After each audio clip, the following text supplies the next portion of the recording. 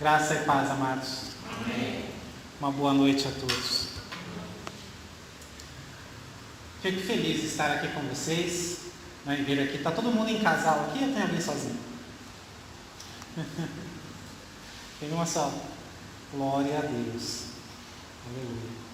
Quando nós falamos para casais, mesmo alguém que ainda não está como casal, vai aproveitar tudo o que é falado.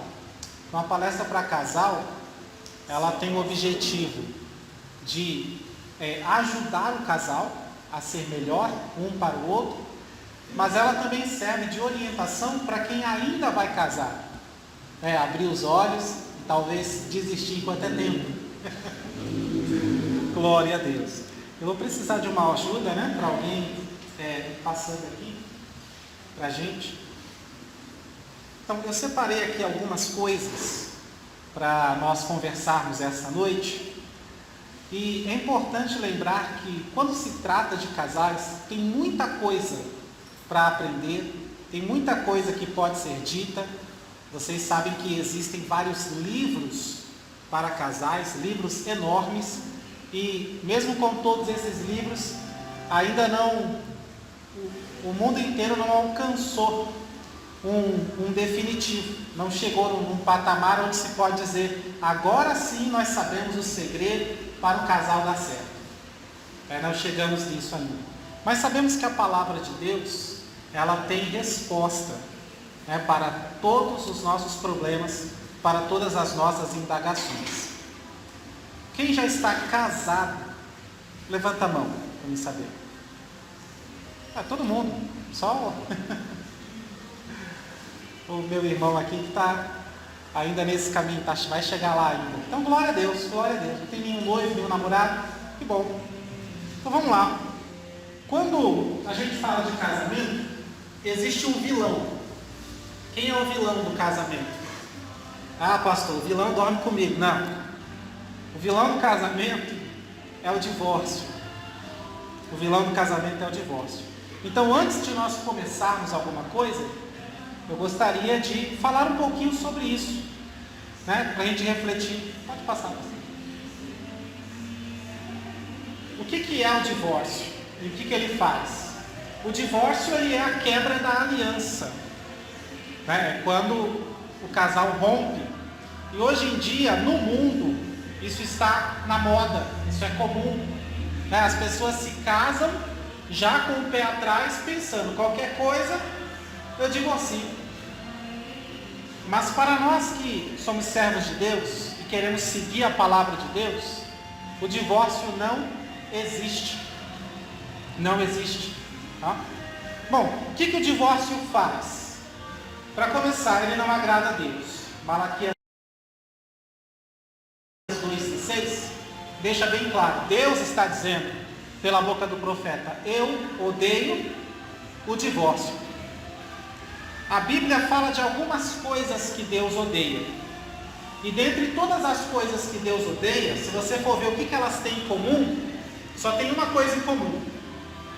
Tudo que Deus odeia se resume em pecado.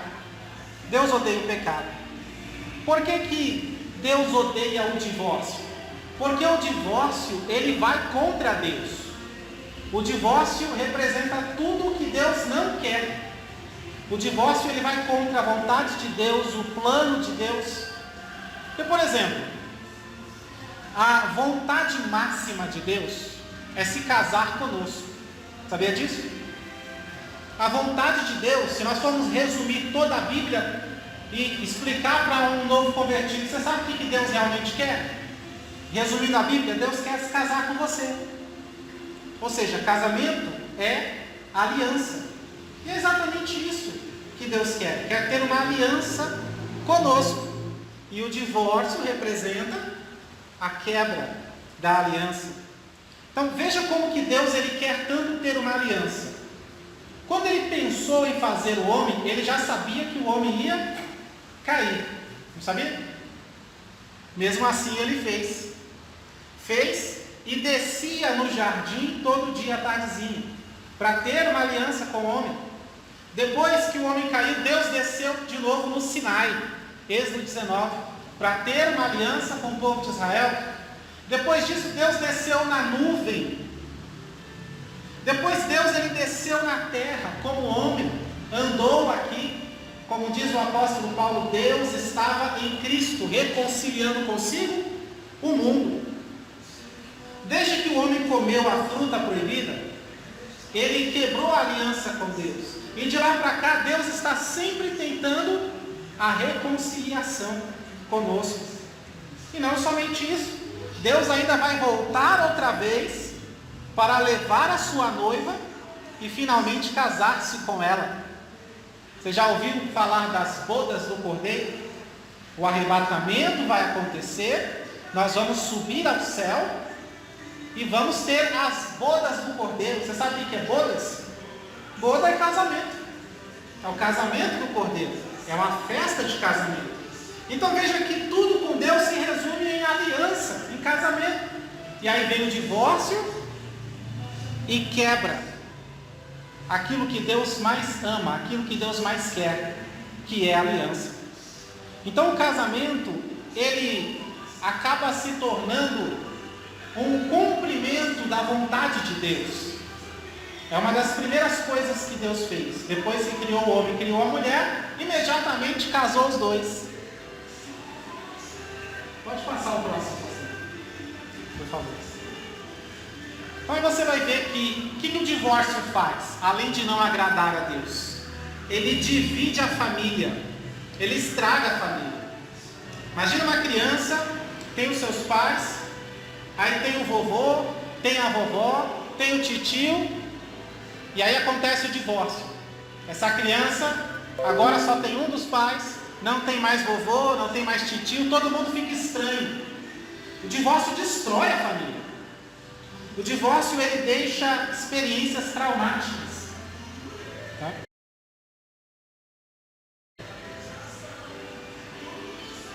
Ele traz problemas para os filhos, por exemplo, né, acabam crescendo com trauma.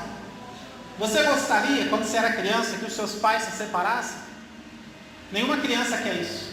Nenhuma criança quer crescer com os pais separados. O divórcio, ele é a morte do sonho. Que sonho? O casamento. O casamento é um sonho. Ninguém casa para separar. Ninguém casa para sofrer. Todo mundo quando cresce, né? A gente cresce, a nossa cultura já coloca isso. Nós temos esse sonho de se casar um dia. Até mesmo as pessoas que dizem, não, eu não quero me casar, e eu falo por experiência própria, que eu era uma delas, ele diz, não quero me casar, vai me atrapalhar. Não, eu tenho que viver para Deus. Mas aí um dia eu conheci alguém, e aí eu mudei de ideia. Então mesmo a pessoa que a princípio não quer se casar, ela pode, quando se apaixona, quando conhece, descobre o amor, ela pode mudar de ideia, de tão bom que é o casamento. E aí o divórcio vem e estraga tudo isso. O divórcio ele é a traição dos votos. Quando você se casa, você faz os votos. Você faz promessas, e aí o divórcio, ele trai tudo isso. Você estava lá no altar e você disse, prometo te amar. É uma traição do que você disse, do que você ouviu. E o divórcio, ele é uma vergonha que dura por vários anos. Só quem é divorciado sabe como é chato. Você vai em algum lugar e você tem que marcar no cartão solteiro, casado ou divorciado. Só quem é divorciado sabe como é chato você ir ao culto, e aí o pastor vai pregar Mateus 19, verso 6, onde Jesus está dizendo que Deus uniu, não separe o homem. Ou entrar num lugar e está todos os casais ali, todo mundo sorrindo, e você está sozinho. Você foi um casal e não é mais. Então o divórcio é uma vergonha duradoura. Tá? O divórcio ele diminui a autoestima das pessoas. Tá? Diminui a autoestima das pessoas. Ele faz você ter medo.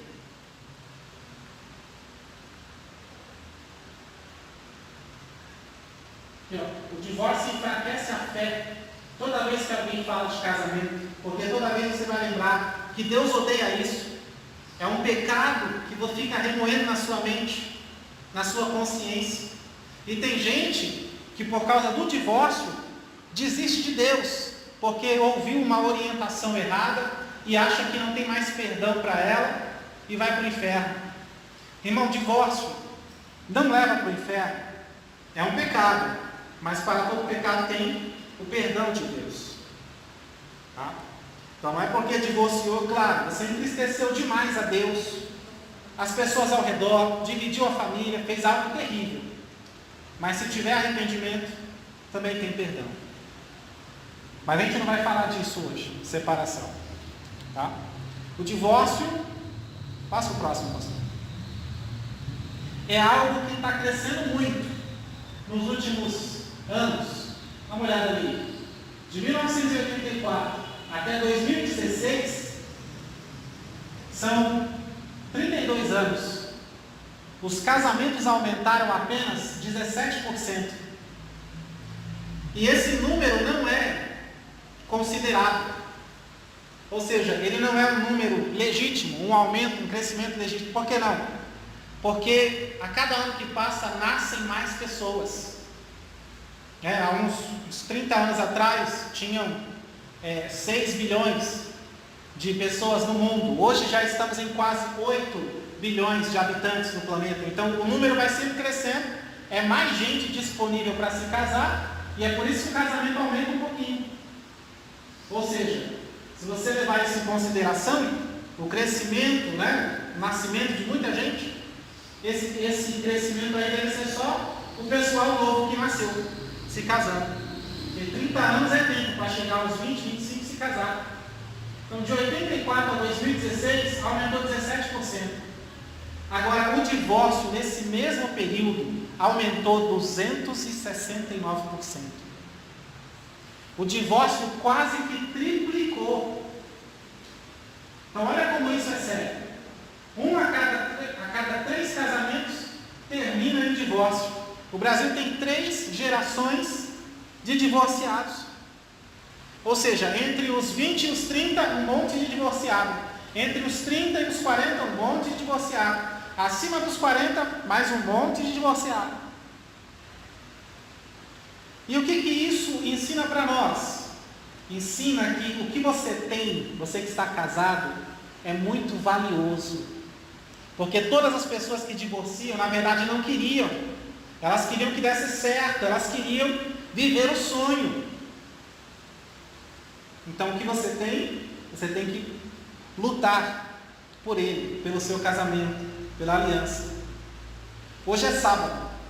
Segundo o IBGE, são cerca de 580 divórcios por dia. Quase 600 pessoas se divorciando todo dia. Em 2007, a média de duração do casamento, ou seja, soma tudo e tira uma idade, um tempo médio de duração. Em 2007, os casamentos desses divorciados duraram aproximadamente 17 anos. Agora, 10 anos depois, em 2017, esse tempo caiu para 14 anos.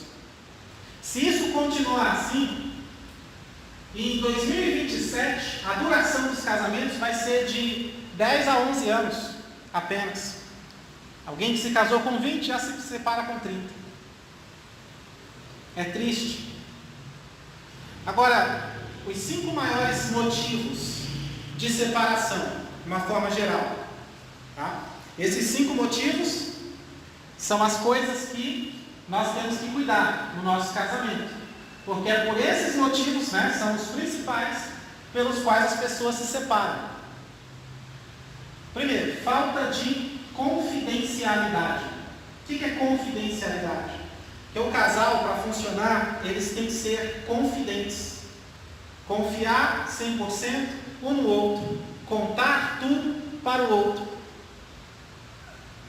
Tem homem, tem mulher que está casado, mas ele conta tudo para o pai, conta tudo para a mãe, mas não conta para o cônjuge. Ele está quebrando a confidencialidade, a parceria, a confiança que deveria haver entre os dois. Tá? Confidencialidade é você não levar os problemas do seu casamento e contar para um terceiro. Isso é confidencialidade. Ou seja, tanto o marido quanto a esposa ter essa paz, essa confiança de saber que pode contar qualquer coisa para o outro que não vai sair dali. Isso é confidencialidade. Então essa falta de confidencialidade pode levar ao divórcio. O outro é a traição. Qualquer pessoa pode trair. Sabiam disso? E eu vou explicar já quando a gente vê sobre paixão. Qualquer pessoa, você pode amar de verdade. Pode aparecer uma voz do céu dizendo: este é o meu filho que verdadeiramente ama a sua esposa. Tá? Mesmo assim, com esse amor verdadeiro, se você não vigiar, você pode acabar traindo. Porque a paixão faz isso, que é um sentimento passageiro. Dívidas. Você já viu o marido que suja o nome da esposa para não sujar o dele? Ou a esposa que usa o cartão de crédito e o marido fala: vou deixar o cartão com você, a criança está precisando de roupa, e você vai lá e compra umas roupas para a criança. Aí ela vai lá, compra a roupa para a criança, para ela, para o marido. Vai na pet shop, compra a roupa até para o cachorro. Estoura o limite.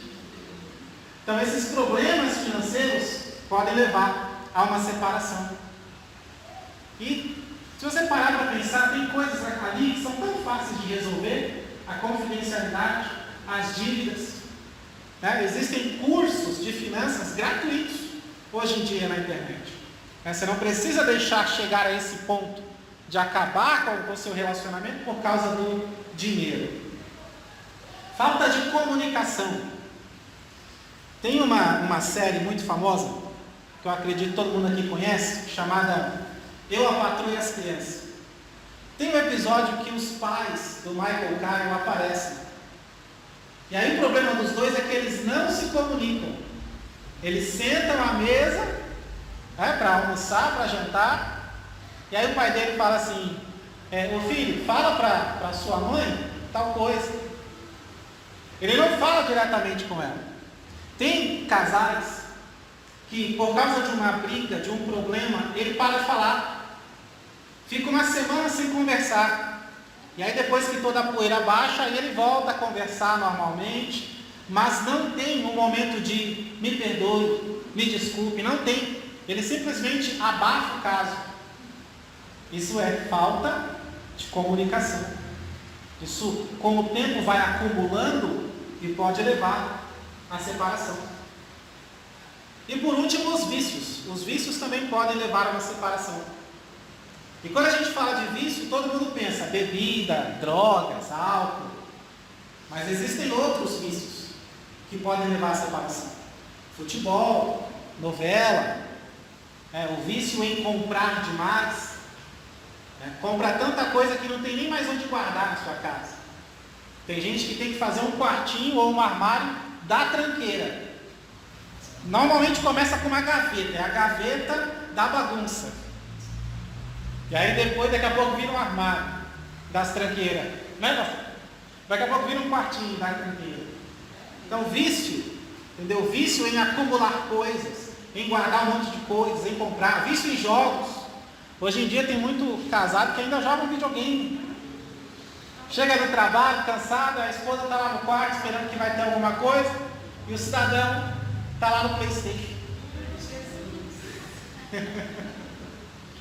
O que para ele nada demais. Ele pode estar com a esposa qualquer dia, está casado, né, para sempre, tem a vida toda para fazer isso. Só que ele não entende a forma como ela está enxergando isso. Então, muitas coisas hoje, até mesmo o celular. Você vai almoçar, está com o celular do lado. Você vai jantar, está com o celular na mesa.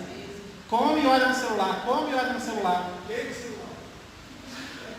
Tem casal que tem o privilégio de trabalhar perto um do outro, e eles vão para o trabalho, senta um do lado do outro no ônibus, no trem, volta, senta um do lado do outro no ônibus, no trem, mas vem os dois como se fossem dois desconhecidos, cada um no seu celular. Aí você tem dois problemas: vício no celular e falta de comunicação. Está vendo como eles vão acumulando?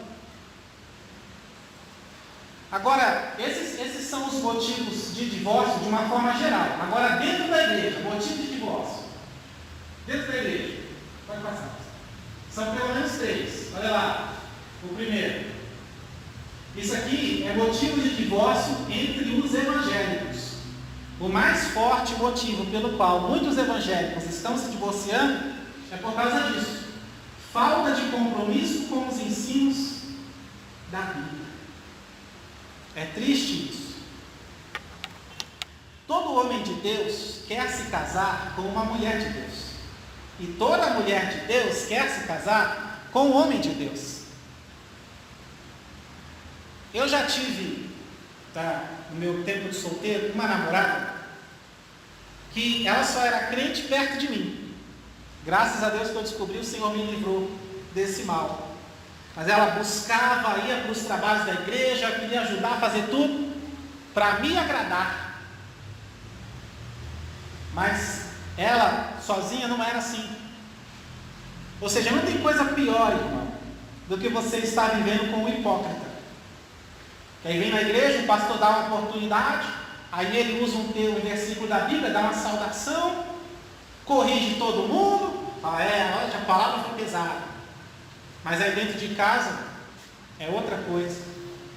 É um ímpio. Não vive o que ele fala, não vive o que ele prega. Não tem coisa pior do que isso. Então, falta de compromisso com os ensinos da Bíblia. E isso acontece, sabe por quê? Porque um dos dois quer aprender com a Bíblia para melhorar a sua vida, para melhorar a sua relação. Por exemplo, aqui, no encontro de casais, uma palestra para casais, de repente vem um e o outro fala, não quero ir não. O que ele está pensando? Eu não quero me comprometer em aprender para depois praticar e melhorar a nossa relação. Eu não estou preocupado em melhorar o nosso casamento. Falta de compromisso com o ensino da palavra de Deus, ou seja, não acredita que a palavra de Deus pode fazer a diferença. O egoísmo, não ceder ao outro, só pensa em si. É aquela clássica ideia de antigamente, vou casar porque eu preciso de alguém para lavar, cozinhar, passar. Eu vou casar porque eu preciso de alguém para me financiar. Eu não quero trabalhar, não, eu vou casar para alguém me sustentar. Isso é egoísmo. E a busca da felicidade. Você prioriza tanto a sua felicidade que você considera uma separação, achando que isso vai te dar uma chance de ser feliz com outra pessoa. Nós vamos falar disso mais à frente. Agora, só um pouquinho de estatística e nós já terminamos essa parte. Olha só, motivos de os casais que se divorciam, no caso, 28,9%, isso aí é tudo divorciado, viu? Todos divorciados, 28,9% são casais que divorciam e não têm filhos. 17% são casais que divorciam, mas eles têm filhos que já são maiores de idade, que já saíram de casa e tal. Apenas 7%, 7,9% são casais que se divorciam e eles têm um filho pequeno e um filho maior de idade. Agora, quase metade, meus irmãos, 46,1% são casais que se divorciam e eles têm somente filhos menores. É uma geração que está crescendo sem pai. E se você entrar na psicologia, você vai descobrir que crescer sem o pai contribui para o homossexualismo. Que a falta da presença, da figura paterna dentro de casa, aumenta as chances daquela criança aderir ao homossexualismo na sua adolescência. Porque não teve um pai presente. E eu falo isso não só com base em pesquisa, mas com base na minha própria experiência. Da época que eu estudava, não faz muito tempo, na minha sala de aula tinha vários declarados homossexuais, tanto menino quanto menina. Tinha vários. Sabe o que todos eles tinham em comum? Todos eles, tanto o menino quanto a menina, cresceram sem um pai. Filhos de um lar desfeito. Um casal que separou e a criança cresceu sem a figura do pai. Eu já aconselhei homossexuais que tinham pai, só que o pai não era presente. Trabalhava muito, nunca brincava com o filho, nunca levava o filho para passear, nunca gastava tempo com o filho. Complicado. Mas por que tanto divórcio? Por que tanto divórcio? Tem vários motivos, claro, não dá para falar de todos os motivos, mas vamos falar do principal. Se casou com a motivação errada, se casou pelo motivo errado. Por isso as chances desse casamento não durar são enormes. Tá? E o problema não é só se casar pelo motivo errado, o problema é que a pessoa casa pelo motivo errado e depois que ela casa, ela continua insistindo naquele motivo errado, continua insistindo no erro. Por quê? Porque para você consertar o erro, primeiro você tem que descobrir onde ele está. Aquilo que você não identifica, você não modifica. Ou seja, se você não consegue identificar onde é que você está errando, você também não consegue mudar. Vamos ver algumas motivações erradas para se casar. Aí você pensa assim, mas só tem casado aqui, isso daí é para solteiro, que ainda não casou, né? Motivações erradas. Não, na verdade não. De repente, se você se casou por um desses motivos e está insistindo nisso até hoje, já vai te ajudar. Motivações erradas. Primeiro, casar para ter filhos porque gosta muito de criança. Meu sonho é ver os meus pequenininhos e tal, e educar, não sei o quê. Não faça isso. É melhor abrir um orfanato do que se casar só para ter filhos. O casamento não se constitui apenas para gerar filhos. O outro, casar para sair da casa dos pais. Esse aqui tem um monte. Eu não vou nem olhar para vocês. Casar para sair da casa dos pais, quando não suporta os pais. Isso é um péssimo motivo para casar. É melhor você morar sozinho. Você quer sair? Vá morar sozinho. Mas não se case para sair. Não é assim que funciona. Casar, esse aqui é um dos piores. Casar, né, para se resolver sexualmente.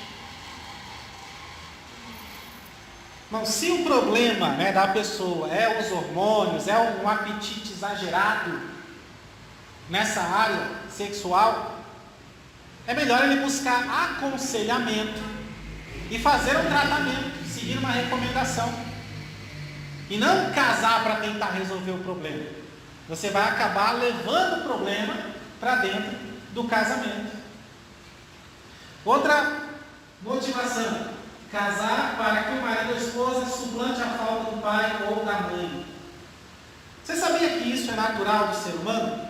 Você cresceu sem a mãe e você sente essa falta, né, da figura feminina na sua vida. Ou você cresceu sem o pai e você sente a falta da figura masculina. E às vezes você vai projetar isso, né, no seu futuro marido, na sua futura esposa. Então tem que tomar cuidado. Essa é uma das piores motivações, se não for a pior. Por isso que eu deixei bem destacado. Olha lá. Se não for a pior, está entre as piores motivações para casar. Motivação errada, erradíssima. Casar para ser feliz. Aí eu acho que eu peguei alguém, né? Aí você cutuca ele, sei lá, disfarce. Casar para ser feliz. Por que isso é errado? Porque, irmão, pensa comigo. A nossa vida, ela tem momentos de tristeza. Tem momentos que você se entristece. Agora, viver triste o tempo todo é um grande problema. Isso é grave. Você tem que procurar ajuda, aconselhamento com os profissionais da área. Né? Triste o tempo todo, angústia, que pode levar a uma depressão. E aí a pessoa nessa situação, ela vou casar para ser feliz. Não vai. Por que não vai? Mesmo que você não tenha problema nenhum, eu sou normal, não tenho problema nenhum, mas eu quero me casar para ser feliz, ou para ser mais feliz do que eu já sou. Meu querido, se amigos não te fazem feliz, se a família não te faz feliz, Tá? Se você ter um teto, né, uma cama para dormir, comida na mesa, essas coisas básicas, se isso não te faz feliz, se Deus não te faz feliz, irmão, se o Pai, o Filho, o Espírito Santo não te faz feliz, você acha que um mortal de carne e osso, cheio de defeito, de problema, vai te fazer feliz? Se Jesus, que é perfeito, não te faz feliz, muito menos um homem, uma mulher, a pessoa com quem você vai casar. Mais algumas. Casar porque ele é bonito, ou ela é bonita. Péssima motivação para casar. Por quê? Porque sempre vai existir alguém mais bonito. Sempre vai existir. De repente você encontra um colega de trabalho que é mais bonito, que é mais simpático, que é mais um monte de coisa, está trabalhando no mesmo ramo que você. E se você casou por causa disso, você vai começar a pensar: eu acho que eu casei com a pessoa errada. Eu devia ter esperado um pouco mais até encontrar esse cidadão, essa cidadã. Ah, pastor, mas ele é um gato. Ela é uma gatinha. Irmão, eu nunca vi gato inteligente, nunca vi gato trabalhador. Alguém aqui tem gato em casa? Qual a função do gato? Para que aquele bicho serve? Fala para mim.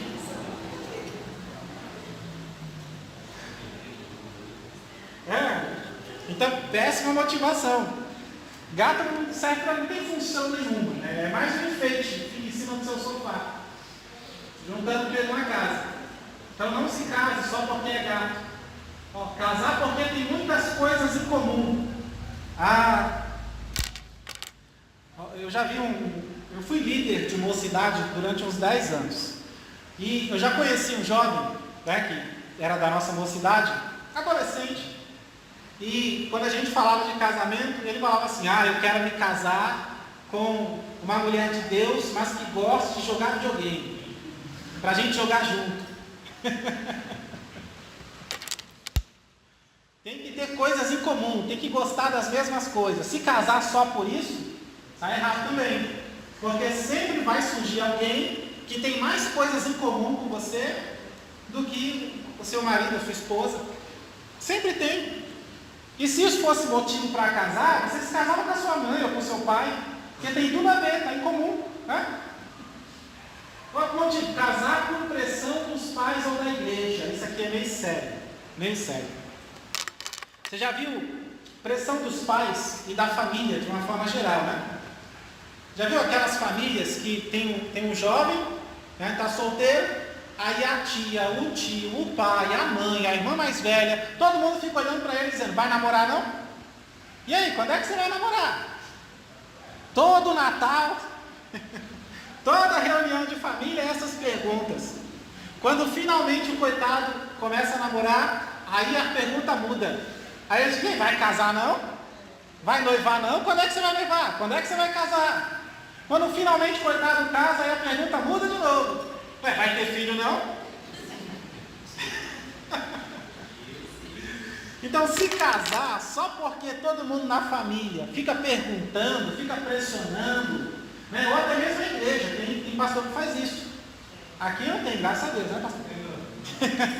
Mas tem pastor que faz isso. Ele vê dois jovens da mocidade namorando, aí ele fica preocupado, fala: meu Deus, eu tenho que casar logo esses dois, para eles não caírem em fornicação. E aí eu não vou ter essa dor de cabeça aqui na congregação. Tem pastor que pensa assim, complicado, né? Ao invés de orientar, aconselhar, né, dar um curso sobre namoro exemplar, namoro à luz da Bíblia, coisas assim, não, vamos casar logo os dois. Não faz a mínima ideia de como é que estão os dois. Eu já vi até mesmo uns profetas casamenteiros, não sei se você já viu. Profeta que vai lá, marchando no poder, pega na mão da irmã, arrasta ela, pega na mão do varão, leva os dois lá para frente da igreja, para todo mundo ver, no meio do manto do mistério do fogo, junta a mão dos dois e começa a profetizar. Veja a aliança. Eu vejo uma aliança, eu vejo. Ai, irmão. Você sabia que não é assim que funciona, né? À luz da Bíblia, Deus ele não vai como é que se diz? Falar assim, ó, você só pode se casar com fulano de tal. É a única pessoa que vai ter isso, não existe. Deus não é Santo Antônio casamenteiro. A Bíblia nos orienta a buscar uma pessoa que está em Deus também. Porque Deus condena o jugo desigual. Se casar com um descrente, alguém que não professa a mesma fé. É isso que Deus condena. Tá? Casar, a última, porque sempre sonhou em ser mãe ou pai. Veja a hora de eu ter um guri, né, para me levar ele para passear, ensinar as coisas para ele e tal. Veja a hora de eu ter uma filha para me ensinar ela a cozinhar. Isso também é um motivo errado para casar. Não se pode. A gente vai falar do motivo certo já. Passa aí. Esse está entre os piores também. Por isso que eu deixei destacar. Casar porque está apaixonado. Isso é a pior coisa que você vai fazer na sua vida. Você já viu dois adolescentes apaixonados e que começam a falar de casamento, de ficar junto a vida toda? E aí você que está de fora, você olha e você fala, esses estão viajando. O que vocês fumaram? Porque a gente que está de fora, a gente percebe que é uma coisa assim muito infantil. O que é isso? Isso é paixão, que é diferente de amor.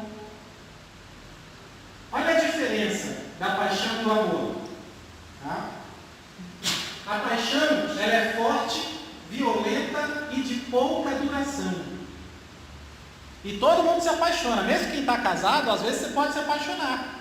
Agora que você sabe o que é paixão, aí você vai controlar isso daí. Tá? Mesmo quem está casado, dependendo do seu convívio, né, no trabalho, na faculdade, etc., você pode se apaixonar. Mas você tem que saber que paixão... A ciência diz que a paixão é loucura temporária. Agora o amor é profundo e durável. A paixão ela dura no máximo 2 anos. Agora o amor dura eternamente. Agora presta atenção aqui, ela dura no máximo 2 anos. Isso é tempo para gerar um filho. Olha aí. Ela é de natureza humana, o amor é de natureza divina. A paixão é egoísta, só busca o seu interesse. Você consegue entender como é que um cara abandona a mulher, abandona o filho, as crianças, se recusa a ajudar pagando a pensão? Você consegue entender como é que alguém faz uma crueldade dessas? Aqui, ó. Paixão, egoísta, só busca o seu interesse. Agora o amor, ele busca o interesse sempre do outro. Olha a diferença. A paixão, ela pode se transformar em ódio. Ou seja, depois que a pessoa conseguiu o que queria, tem chances dela de repente começar a odiar e não querer mais. O amor nunca se transforma em ódio. A paixão leva à loucura, né? Tem gente que mata por causa da paixão. Ninguém mata por amor, por causa de amor. Ou ninguém morre de amor. Porque o amor está buscando o interesse do outro. Como é que você vai matar o outro? Agora a paixão sim, porque a paixão está buscando o seu interesse. Aí você fala, mas eu nunca vi alguém matar porque estava apaixonado. Não. O tempo todo estão fazendo isso. Abortando.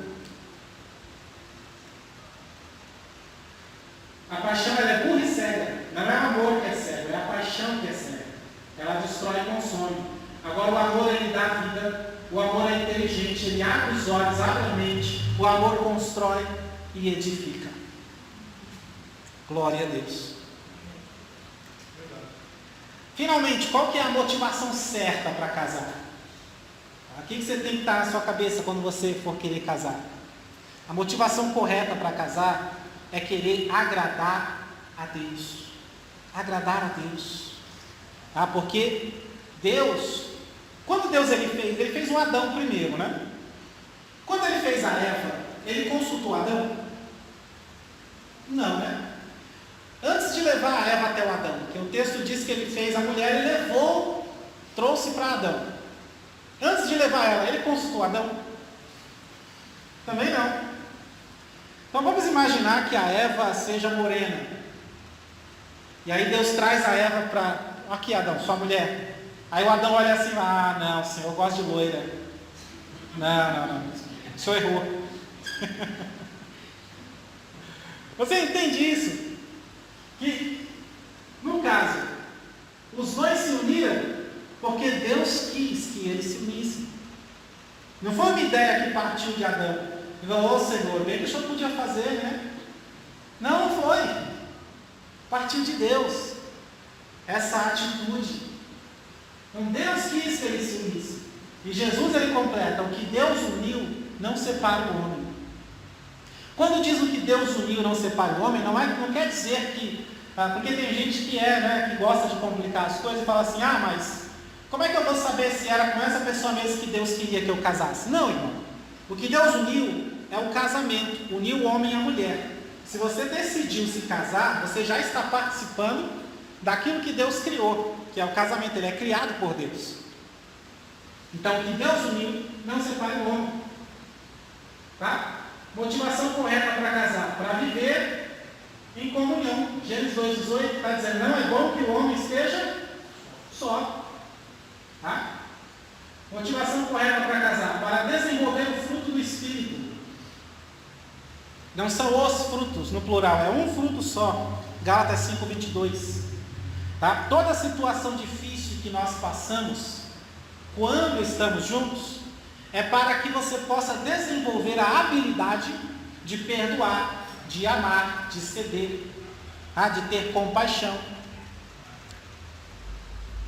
Vamos ver alguns textos. Gênesis 2,24. Por isso deixa o homem pai e mãe e se une à sua mulher, tornando-se os dois uma só carne. São duas almas, mas um só corpo. Assim como o nosso Deus é trino, o casamento, quando você se casa, você se torna trino também.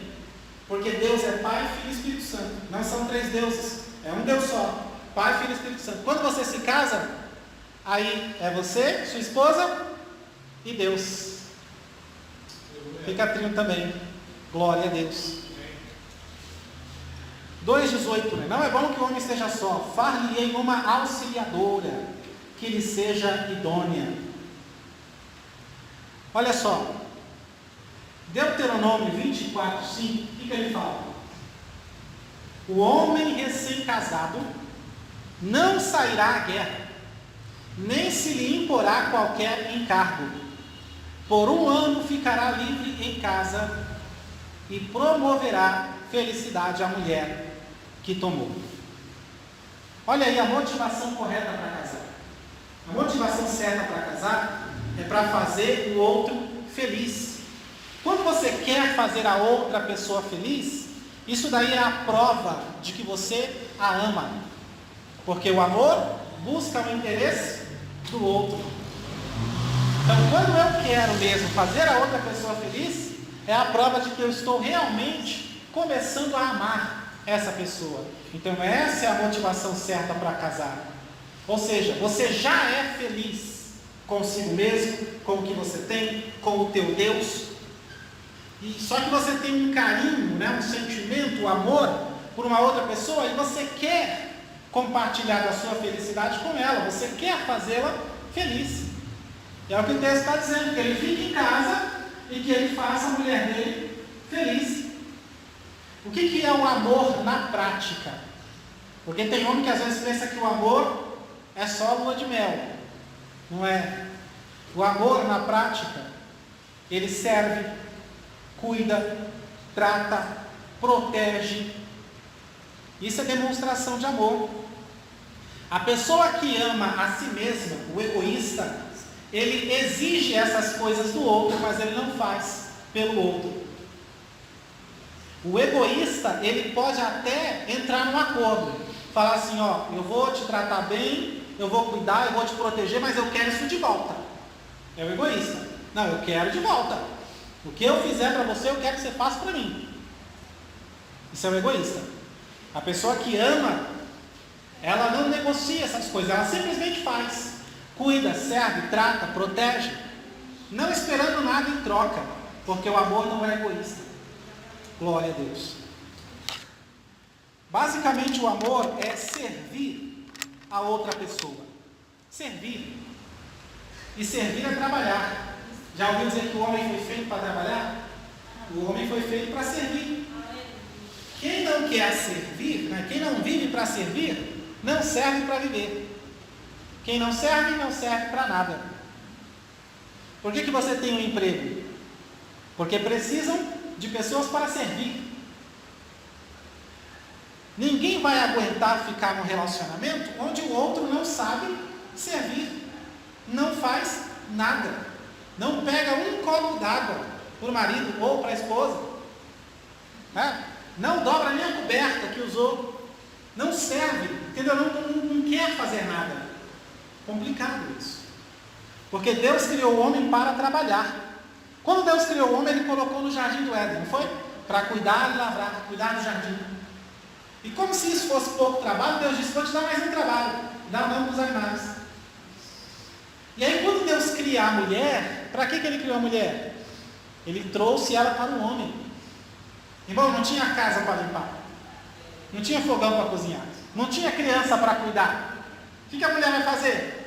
Vai trabalhar, vai ajudar o homem a cuidar do jardim, vai ajudar o homem a colocar nome nas coisas. O que, aliás, os homens colocam nome nas coisas até hoje, né? Hoje já estão dando nome às estrelas. Toda vez que acha uma planta nova, coloca o nome. Uma espécie nova de animal, coloca o nome. Até hoje o homem está dando nome às coisas. Tá? Pode passar, pessoal. Agora, o casamento, tem tantas formas de descrever o casamento. Né? O casamento, ele está acima do homem e da mulher. Ele é um presente de Deus para nós. Tá? O casamento, ele é uma escola, onde você vai aprender sobre quem é aquela outra pessoa.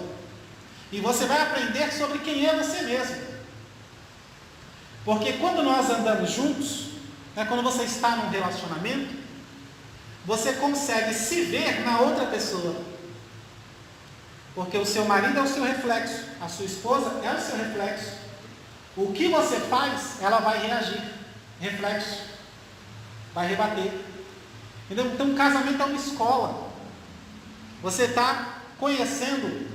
Quem aqui não tem filhos? Quem aqui não tem filhos? Todo mundo tem? Gente.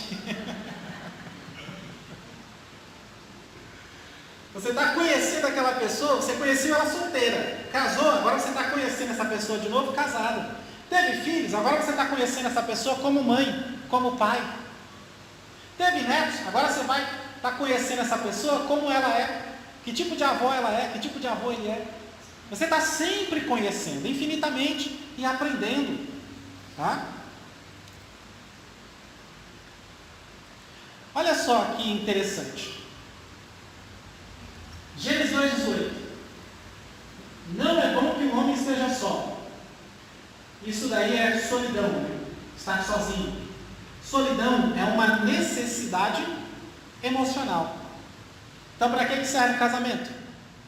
Para preencher as necessidades emocionais um do outro. Tá? Você tem alguém, isso começa na solidão, você deixa de estar sozinho, mas vai muito além disso. Um vai preencher o outro. Tem marido que ele quer que a mulher seja igual a ele. Não, se eu sou pastor, você tem que aprender a pregar também.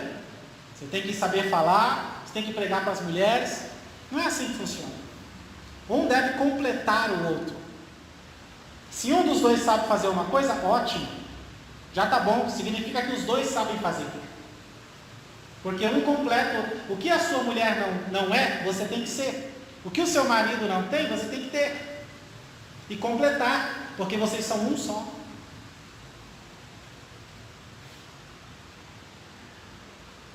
Agora, a primeira coisa que acaba quando se casa é a necessidade da solidão. Você não está mais sozinho. Só que agora você vai aprender a amar, vai aprender a perdoar, vai aprender a ser misericordioso, vai aprender a ser justo. Tudo isso no casamento. Vai aprender a controlar suas emoções. Lembra aquele dia que você quis matar ele?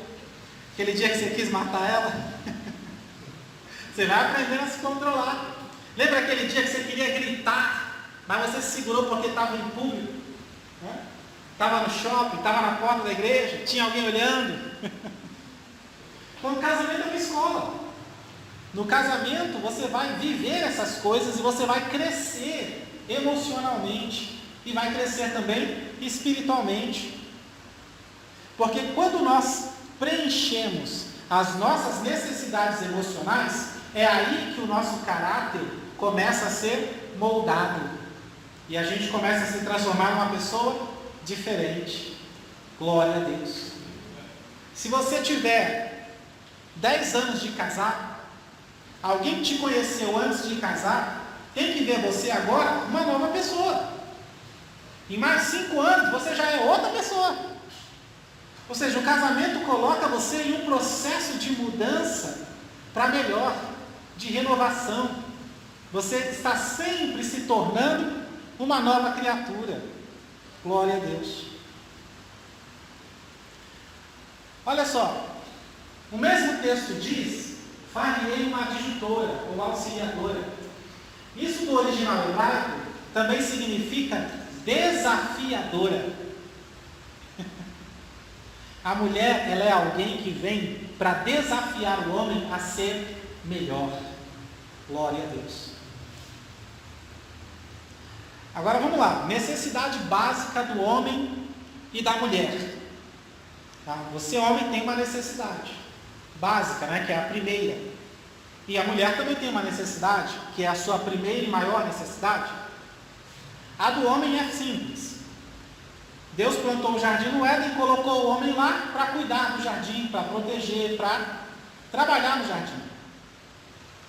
Então, nesse texto, né, na criação do homem, você percebe que a necessidade dele é ter um propósito. O homem, porque o trabalho é isso, é objetivo, é propósito, é meta, tarefas.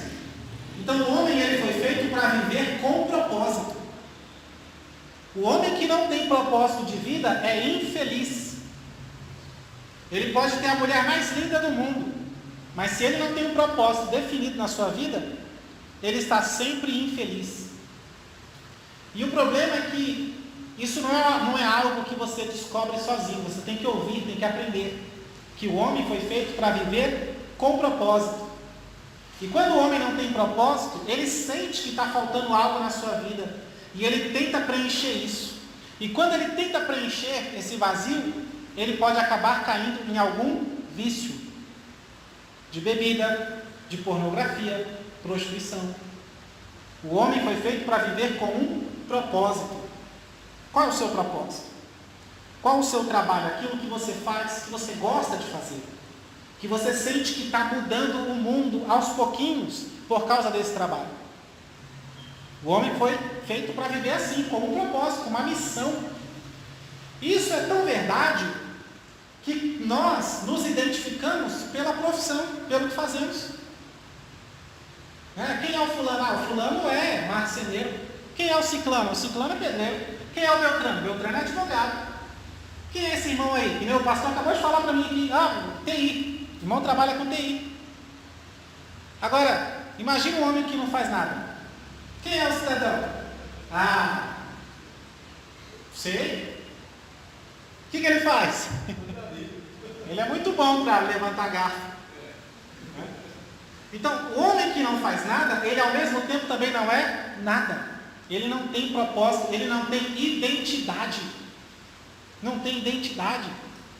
Não dá para definir quem ele é.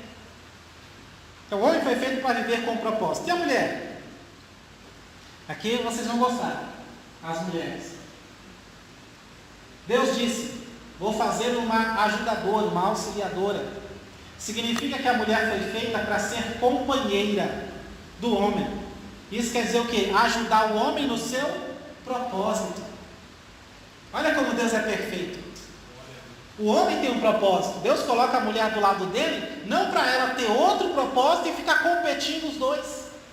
Deus coloca ela do lado para ela ajudar ele no seu propósito. É isso que a Bíblia quer dizer quando diz que a mulher tem que ser submissa ao marido. Submissão significa apoio à missão. Entendeu? Sobre a missão, apoio à missão. A mulher é para dar apoio na missão de vida que o homem tem. E qual que é a necessidade básica dela? A mulher foi feita para ser amada. Ela é a companheira de todas as horas, o braço direito do seu marido. Ela foi feita, o homem foi feito para trabalhar, a mulher foi feita para ser amada. É por isso que, infelizmente, muitas mulheres, quando elas não recebem esse amor do marido, elas fazem de tudo para receber. Ela emagrece, ela faz dieta, come um monte de coisa ruim, né, para ficar melhor, ela gasta uma fortuna no salão, faz de tudo para preencher a sua necessidade básica, que é ser amada. É só isso que a mulher quer. E aí você começa a entender, né? Por que uma mulher, às vezes, ela está com um, não dá certo, está com o outro, não dá certo, está com o outro, não dá certo. Igual a mulher samaritana. Jesus disse para ela: você já teve 5 maridos, e agora esse que está contigo não é teu marido. Que ela está buscando ser amada. E é por isso, né, que mulher de Deus, você não pode jamais se casar com um homem que não é de Deus. Sabe por quê? É impossível uma mulher ser submissa, porque tem muito homem que reclama: minha esposa não é submissa. Irmão, é impossível uma mulher ser submissa a um homem que não se submete a Deus. Agora sim, vamos lá. Função do marido, função da esposa. Agora vocês estão casados, todo mundo bem casado, glória a Deus. Como que funciona isso? Porque o casamento, ele para de funcionar quando você não cumpre o seu papel no relacionamento. Qual que é a função do marido? Paulo, ele descreve isso em Efésios capítulo 5. E ele deixa bem claro. Ele entende, né, o apóstolo Paulo, quando ele olha para o Gênesis, ele entende que Deus instituiu o casamento e não foi uma invenção do nada. Foi um espelho. Ou seja, Deus já tinha o plano da salvação, já tinha o plano de casar o seu filho com a igreja, e da união do seu filho com a igreja, ele traz essa experiência para nós, o casamento. O que Paulo diz? Vós maridos, amai vossas mulheres, como também Cristo amou a igreja, a si mesmo se entregou por ela para santificar, purificando com a lavagem da água pela palavra, para apresentar a si mesmo igreja gloriosa, sem mácula, nem ruga, nem coisa semelhante, mas santa, irrepreensível. E assim devem os maridos amar as suas próprias mulheres. Então, primeira coisa da função do marido: amar a esposa. Amar a esposa. E o que é isso?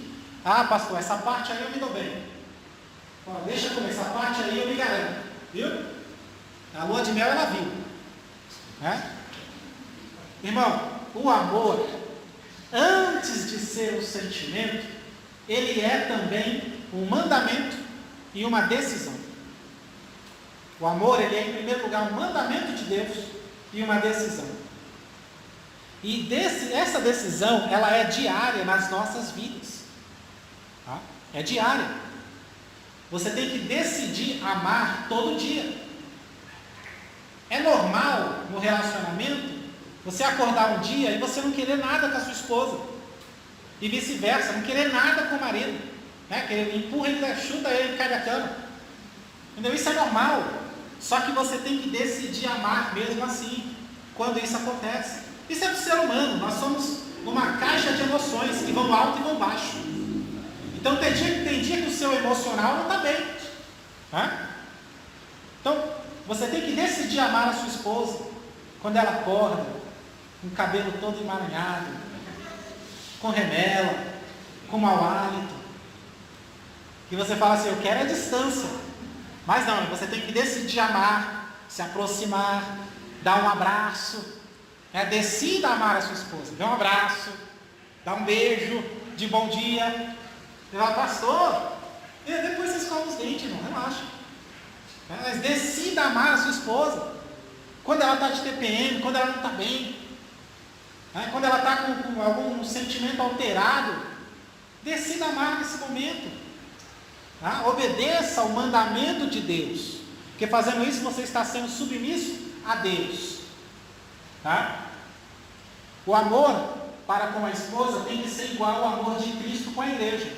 Se eu quero ser um bom marido, eu tenho que ver como que Cristo trata a igreja. E se eu quero ser uma boa esposa, eu tenho que ver como que a igreja trata Cristo. Como é que o marido vai amar? Você vai cuidar da sua esposa. Você vai proteger a sua esposa. Você vai amparar a sua esposa. Porque tudo isso Cristo faz para a igreja. Você vai consolar a sua esposa. Você vai contribuir. Quando foi a última vez que você deu um dinheiro para sua esposa sem ela pedir?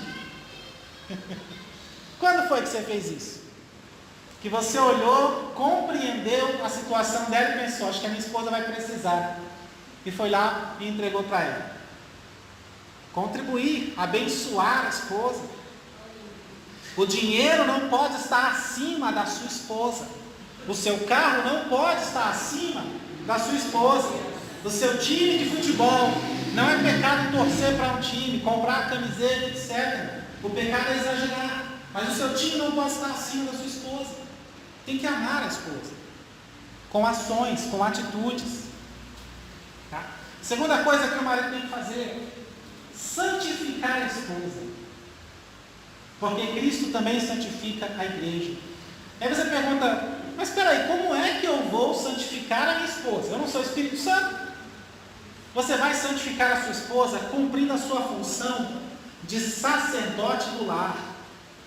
Para a sua esposa você tem que ser um pastor, tá? Um líder do rebanho, chefe da tribo.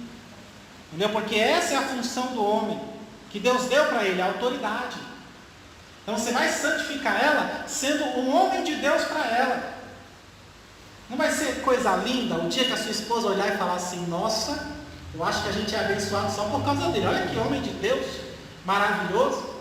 Sua esposa já te pegou orando? Já te pegou lendo a Bíblia? Toda vez que é para ir para o culto, é você que lembra ou é ela que lembra? É ela que lembra? Misericórdia. Viu? A gente tem que ir para o culto e você está lá no futebol, no videogame, ou dormindo. Domingão, dormindo à tarde, era uma sexta. Você tem que ser o pastor da casa. Você pode, sabia que o marido ele tem essa autoridade? Ele pode pôr a mão na cabeça da esposa e orar por ela e abençoar. Sabia disso? O texto diz, Efésios 5, 25 e diante, que quem ama a esposa ama a si mesmo. Porque vocês são um só. Tudo que você faz para ela, você está fazendo para você também. Então, amar a esposa. Tá? Será que se eu pegar um computador, colocar a minha esposa na frente de um computador e fazer ela assistir um vídeo pornográfico para tentar apimentar a nossa relação, será que eu estou santificando a minha esposa? Missão nossa, homens, santificar a esposa. Tá? Umas perguntas para a gente refletir. A sua esposa ao seu lado se sente segura? A sua esposa ao seu lado, ela se sente no céu ou no inferno? A sua esposa, ela vê em você o reflexo de Cristo? A sua esposa recomendaria você? Ela indicaria você? A sua esposa falaria, olha, pode contar com... Vocês vão ajudar alguém, algum parente, algum amigo? Pode contar com o meu esposo, que ele manda, ele entende essa parte. Pode acreditar, pode confiar. Ela indicaria você? Ela recomendaria você? A sua esposa te dá voto de confiança? A sua esposa te admira ainda?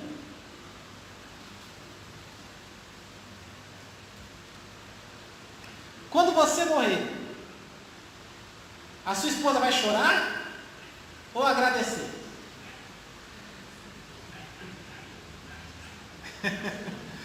Tem um testemunho, eu não sei se é testemunho ou se é uma piada evangélica, mas que diz assim: estava no velório, tá?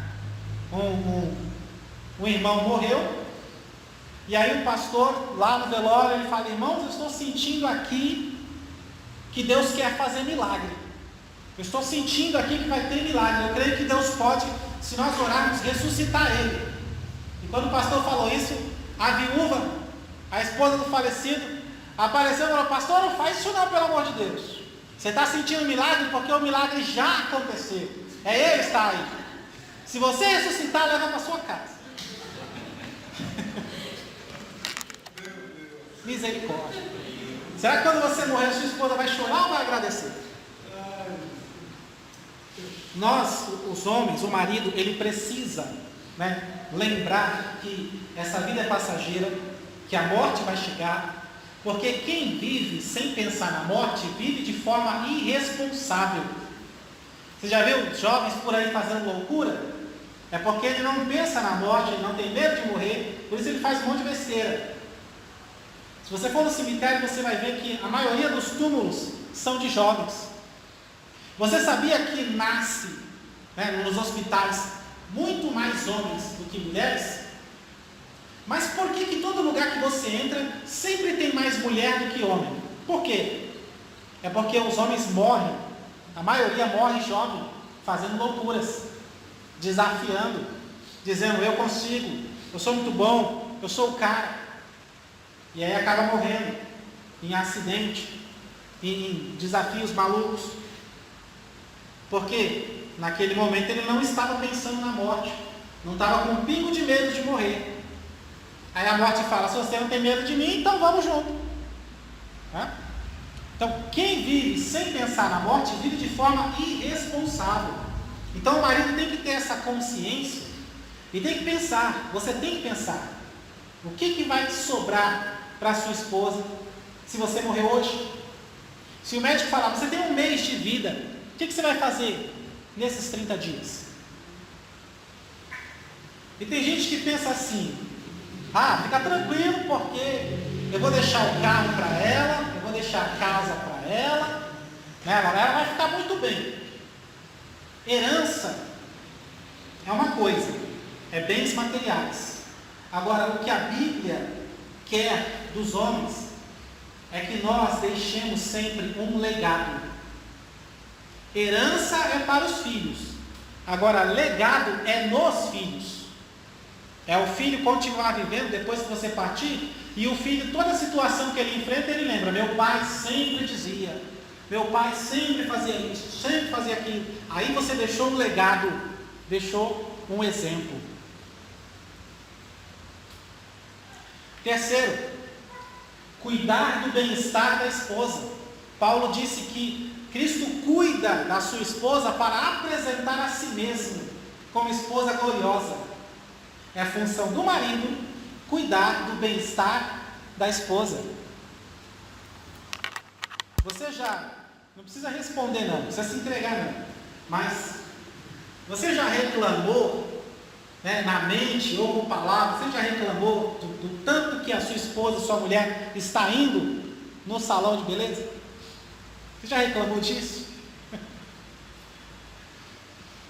Irmão, é normal que a mulher vá no salão, que ela faça uma coisa enorme, gaste lá 200, 300 reais para ficar bonita, e é normal que ela volte lá toda semana para retocar. Se você não sabia disso, bem-vindo ao século 21. Estamos no século 21. O homem das cavernas se deu bem, né? Tinha gasto nenhum, puxava pelo cabelo, mas hoje não. E é função do marido cuidar do bem-estar da esposa. E o bem-estar tem 3 áreas: a física, a aparência, a sentimental, como ela está se sentindo, e a espiritual. Então o marido tem que cuidar dessas 3 áreas. Até porque se a sua esposa quer ficar bonita, meu filho, é para tu. Então você tem que cuidar que a sua esposa esteja bem. Tem gente que cuida só de um lado e esquece o outro. É um homem de Deus, você é um homem de Deus abençoado, aí você cuida só do espiritual. Mas a sua mulher está com o pelo embaixo do braço, está com a perna igual de um gorila, está toda descuidada, maltratada. Ou então você cuida muito bem, ela está linda, maravilhosa, toda produzida, ela está sempre chique, as pessoas até pensam que ela é rica. de tão chique que ela anda. Só que, sentimentalmente falando, sua esposa não está nada bem. É função do marido. Por que você acha que ela é emocional? Porque a necessidade básica dela é ser amada. Mas por que você não é tão emocional? Porque você é o líder. O líder é a pessoa que resolve os problemas. Então você tem que cuidar do sentimento da sua esposa, do lado espiritual da sua esposa. É do marido que tem que partir a atitude de falar, vamos orar. Vamos orar. E eu sei que no começo, quando eu convidava minha esposa para orar, eu sentia a maior vergonha de nós orarmos juntos em casa. Era esquisito, sei lá, nunca tínhamos feito isso. Mas depois acostuma, sabia? E isso ajuda vocês a se conhecer mais e melhor. Tá? Então cuide da sua esposa. Agora vamos lá, função da esposa. Aí os homens arrufam. Glória a Deus. Qual que é a função da esposa? Provérbios capítulo 12, verso 4, diz assim: a mulher virtuosa é a coroa do seu marido. Olha, coisa linda, né? Agora, a mulher que o envergonha é como podridão nos seus ossos. Provérbios 31, 26 diz assim, que a mulher virtuosa, ela abre a sua boca com sabedoria. E a lei da beneficência, ela é bondosa, está na sua língua. A lei da beneficência, que ela é bondosa, está na língua, quer dizer que ela tem sempre um elogio, palavras boas. Quando diz que a mulher virtuosa é a coroa do marido, significa que é ela, ou por causa dela, que ele se torna um rei. Você está entendendo isso? A coroa. O que tem acima de um rei? Todo mundo diz, a coroa está acima dele, não, a esposa. Ele só é rei por causa dela, porque ele tem uma esposa virtuosa. Ela é a coroa do seu marido, é ela que transforma ele no rei. Já ouviu falar em coroação? Isso é coisa de contos, de histórias, né? Chegou o momento, o príncipe Charles vai ser coroado rei. Irmão, quando você se casou, você ainda não foi coroado. Mas quando a sua esposa se tornar, se ela já for, quando ela se tornar uma mulher virtuosa, aí você vai ser coroado rei. Glória a Deus. Você se casou, você está um príncipe ainda. Mas se você tiver uma mulher virtuosa ao seu lado, você vai ser rei. Isso é submissão. Apoiar a missão do marido. Pode passar, pastor. A primeira função da esposa é qualificar o marido. Você já viu esposa que fala mal do marido o tempo todo? Para todo mundo. Até para os filhos. Acontece alguma coisa em casa, aí fala, tá vendo? Isso é porque o seu pai não presta. Misericórdia. A missão da esposa é qualificar o marido. Tá? Segundo, ser confiável. Eita Jesus. Porque o texto diz que a mulher que é vergonhosa, ela é como podridão dos ossos do marido. O oposto de vergonha, para quem não sabe, é confiança. Quando não há confiança, sobra vergonha. Ou seja, a função da esposa é ser confiável. Seu marido pode confiar em tu? O seu marido, ele se sente à vontade para te contar qualquer coisa? Ou será que ele guarda um monte de segredos? Porque se ele falar para você, ele já sabe. Sua mãe vai saber, sua melhor amiga vai saber, sua irmã vai saber, daqui a pouco todo mundo na família está sabendo, daqui a pouco a igreja toda está sabendo. Principalmente se for esposa de pastor. De repente o pastor aconselhou alguém veio no gabinete do pastor com um monte de problemas tão complicados que até ele ficou perturbado com a situação. Será que ele pode chegar em casa e desabafar com a esposa e contar isso para a esposa, confiando que ninguém mais da igreja vai ficar sabendo? A mulher tem que ser confiável, a esposa. Será que o marido ele pode traçar um plano para o futuro e confiar que você vai seguir o plano? Olha aqui, o plano é esse. Quando eu me casei, no começo, tive muitos problemas. Eu e a minha esposa. A gente não estava dando certo, mas de jeito nenhum.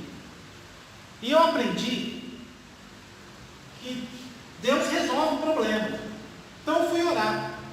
E aí Deus foi nos levando a conhecer pessoas que falam para casais. Foi aí que eu conheci, por exemplo, o pastor Josué Gonçalves, que é uma das maiores autoridades sobre casamento aqui no Brasil. E aí, aprendendo, né, com a Bíblia, com a palavra de Deus, a gente foi se acertando, e o casamento hoje é uma bênção, graças a Deus. Só que no início, quando a gente estava aprendendo, eu fiz um teste de confiança, né? Ó, seu marido pode traçar planos para o futuro? Eu tracei um planejamento financeiro, e aí falei para ela, para dar certo, a gente tem que ficar 1 ano sem TV, e 2 anos sem celular, porque o celular nosso tinha quebrado, e aí eu comprei aqueles bem baratinhos, de R$70, que só dá para ver as horas e fazer ligação, e falei, eu sei, eu também quero um celular Android, mas para dar certo os nossos planos aqui, nosso projeto, a gente vai ter que ficar 2 anos com esse negocinho. É só para falar um com o outro, nada mais. E para minha surpresa, ela seguiu o plano, glória a Deus. Suportou, carregou a cruz comigo. Aleluia, não foi fácil. Mas foi um teste que eu fiz para ver como é que estavam as coisas. E aí eu vi que eu posso contar com ela para fazer planejamentos a longo prazo na nossa vida. Porque um casamento que não tem um planejamento, né, onde vocês querem estar daqui a 10 anos? Os dois juntos. Ele está à deriva, né, não está indo para lugar nenhum. É como uma folha sendo levada pelo vento. Então tem que haver um planejamento. Planejamento para conseguir a casa própria. Planejamento para conseguir o estilo de vida que vocês sonham. Eu sou vaidoso, eu quero, né, um exemplo aqui, eu quero um estilo de vida onde eu possa ter uma televisão no banheiro. Eu quero um estilo de vida onde eu possa ter um closet, um quarto só de guarda-roupa, para mim entrar lá e tal, e sair todo produzido. Amém. Mas tem que ter um planejamento no casal, para que os dois alcancem o que querem. Tá? Aí, a esposa ser confiável. Quando tem alguma novidade, quem é a primeira pessoa para quem você conta? É para o seu marido? É para minha mãe.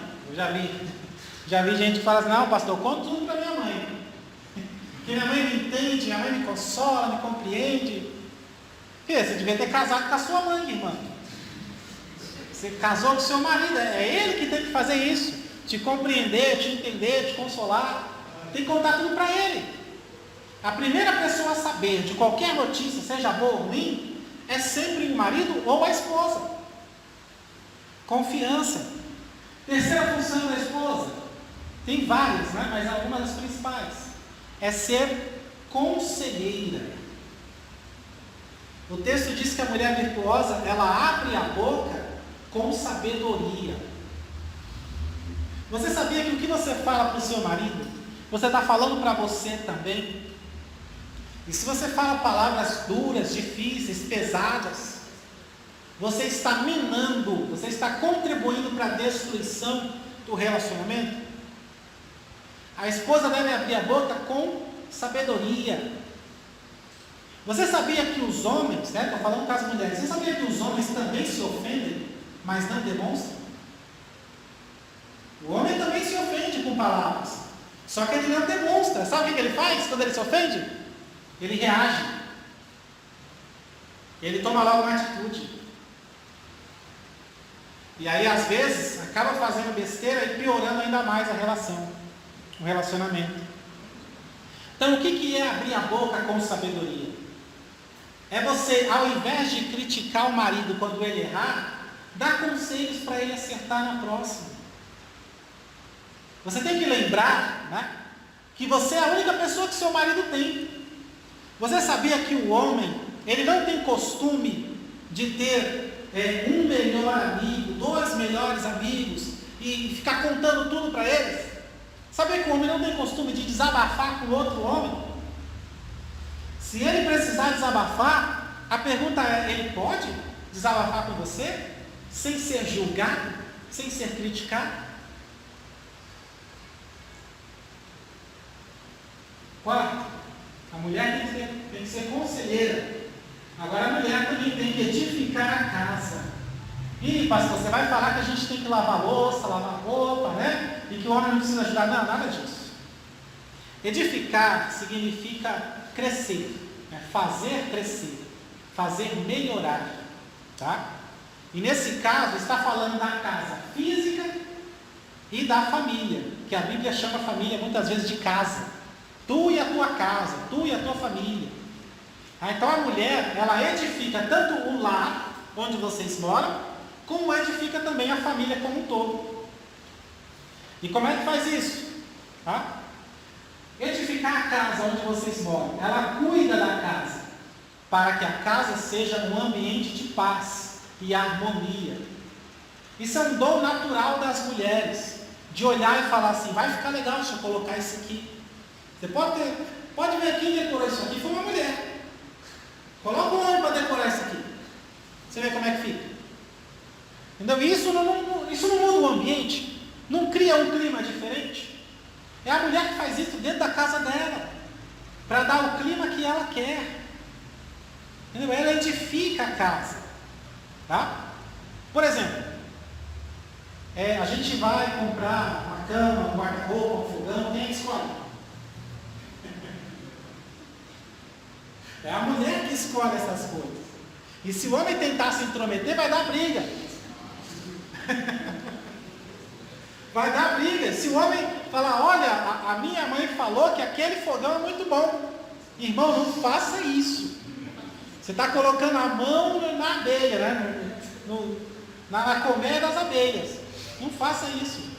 Deixa a sua mulher escolher do jeito que ela quiser, da marca que ela quiser. Porque se você falar assim: ó, esse aqui é mais baratinho, isso aí vai ser motivo. Você está trazendo um motivo de briga dentro da sua casa. Toda vez que ela olhar para aquele móvel baratinho, ela vai ficar com raiva de você. Então deixa a sua esposa fazer uma parte dela, de edificar a casa. Se ela, mas é muito caro que essa mulher quer, então faz um planejamento. Ela tem cérebro, ela vai entender. Mostra o olerite para ela. Mostra as contas. Fala: meu amor, para a gente poder comprar isso aqui, a gente vai ter que guardar tanto, fazer isso, fazer aquilo. Entendeu? Viu, irmãs? Nada de querer usar 2, 3 cartões de crédito, tá? Porque dívida também dá divórcio. Viu? Vai fazer igual meu irmão me falou outro dia. Não sei de onde ele tirou isso. A mulher chega para pagar a fatura do cartão de crédito e pergunta: dá para pagar a fatura com outro cartão de crédito? Misericórdia. A mulher que edifica, ela que escolhe tudo. O homem, ele pode ser macho como for, mas à noite ele vai dormir num lençol florido, que é a esposa que escolhe. Se você deixasse o homem escolher, ele ia ser um lençol do Corinthians, né? Mas é a mulher que escolhe. Você pode ser o dono do bairro, né? O mais macho dos machos, lutar jiu-jitsu e etc, falar grosso. Mas, irmão, você vai deitar a cabeça num travesseiro cheio de rosas, de flores. É a mulher que decide. A mulher, ela também edifica a família, o relacionamento, promovendo a paz, né, com seus conselhos, administrando a casa. Tá? Quando você percebe que a mulher que edifica essas coisas, você já sabe quem é que manda em casa. Agora, função do casal. Qual é a função do casal, de cada um? Assumir o seu papel, a sua posição no relacionamento. O homem tem que saber que ele é o chefe da casa, ele é o líder da família. Aí você diz, mas você acabou de falar que é a mulher que manda em casa. É verdade, vamos entender isso aí. O homem, ele é a autoridade máxima, e a mulher tem que entender isso. Ela não pode tentar tomar essa autoridade do homem, tá? Mas só que o homem, ele é a autoridade conforme a Bíblia, e não conforme os dicionários de hoje, o mundo de hoje. O homem, ele é a autoridade em casa conforme a Bíblia. E o que é a autoridade na Bíblia? A autoridade na Bíblia se resume em uma coisa: ser o exemplo. Isso é autoridade na Bíblia. Porque o que você pensa de autoridade? Quem tem autoridade é o líder. É o líder, certo? Liderança. E aí eu te pergunto, como é que Jesus lidera a sua igreja? Ele vem aqui todo dia, ele vai lá na sua casa todo dia dizer: você tem que fazer isso, tem que fazer aquilo, tem que fazer aquilo outro. É isso que Jesus faz? Todo culto ele vem aqui e fala: hoje eu quero que o culto comece ao contrário. Dá a bênção apostólica, depois vai para a pregação, depois vai... É isso que Jesus faz? Coloca um monte de ordens, sobrecarrega os seus servos com um monte de ordens? Claro que não. O que ele faz? Ele dá exemplo para a gente seguir. Isso é autoridade bíblica. Isso é o homem em casa, na família. Quando a Bíblia diz que o homem é o chefe, é o líder, ele é a pessoa que tem que dar o exemplo. A esposa vai seguir, os filhos vão seguir, todo mundo vai seguir. Isso é autoridade, tá? O que é mais autoridade conforme a Bíblia? É aquele que guarda, aquele que protege e aquele que resolve os problemas. Então a mulher manda na casa, mas quando aparece um problema grande, o que ela faz? Leva para o marido. Então presta atenção, marido, não seja cabeça de vento. Quando a sua mulher chegar e falar: olha, quebrou isso, olha, estamos precisando daquilo, já acabou, tem que comprar mais e tal. Não seja ignorante de falar assim: ela está te trazendo um problema, porque você é o chefe, e é o chefe que resolve. Quando tem um problema aqui na igreja, vocês levam para quem? Para o pastor, que está na liderança. Dá um problema muito grande lá no seu trabalho, no setor, e você não consegue resolver. O que você faz? Você leva para o encarregado, leva para o dono, leva para o patrão, leva para o chefe. É isso que a mulher faz em casa. Ela pega o problema, quando ela não pode resolver, e leva para o marido. Então não seja ignorante e fala: já vem você com essas coisas de querendo gastar. Você quer gastar, né? Querendo, olha, quebrou isso, mas por que deixou quebrar? E aí você, ao invés de resolver o problema, você fica aumentando o problema. Tem que cuidar, eu já falei, não sei o que lá, dando sermão. Irmão, as coisas quebram. As coisas quebram. Principalmente se está usando. Você quer que não quebre? Não usa. Se não usar, não vai quebrar. Deixa paradinho lá. Embala, esconde. Quando está usando, as coisas quebram, é normal. Entendeu? Então seja o chefe falando: pode trazer que eu mato do peito aqui. Pode trazer os problemas, mulher. Vou mostrar que tem homem nessa casa. Glória a Deus. Tá? Agora, e a mulher? Né? Assumir a sua posição na relação, no casamento. A mulher é quem manda na casa, leva os problemas maiores para o líder, o chefe da casa. Tá? Ela edifica a sua casa, por isso que ela manda. Mas o homem, ele é a autoridade maior, porque é ele quem deve resolver os problemas. Pode passar, pastor. Função do casal: acumular memórias felizes. Isso é uma função dos dois, trabalho dos dois. Como que acumula memórias felizes? Porque sabe como que você define se o seu casamento é feliz? Quando você olha para o passado. Olhando para o passado, você faz uma análise e aí você chega à conclusão se estamos muito bem, se o casamento é feliz, a relação é feliz ou não. Agora, vamos fazer uma ilustração aqui. Imagina você olha para o passado para fazer uma análise, e aí você olha e fala: não comemoramos aniversário, não passeamos esse ano, morremos de calor, não tomamos um sorvete, né? A gente almoça e janta, nunca tem uma sobremesa. Eu nem sei mais o que é cinema. Eu não sei, nunca fui no teatro. Nunca fui. A minha esposa, sempre que ela fala para mim, nunca fui em tal lugar, eu já logo traço um plano para a gente ir. Eu falo, então agora você vai, mulher. Ela falou, nunca fui no zoológico. Esse eu não tracei plano não, porque eu falei, é só pegar um dinheiro e ir. Mas aí para mim levou o quê? Um ano e meio depois, eu levei. Mas levei, glória a Deus. O importante é fazer. Então, acumular memórias felizes. Não coloque o dinheiro na frente, porque senão você não vive. Você não vive.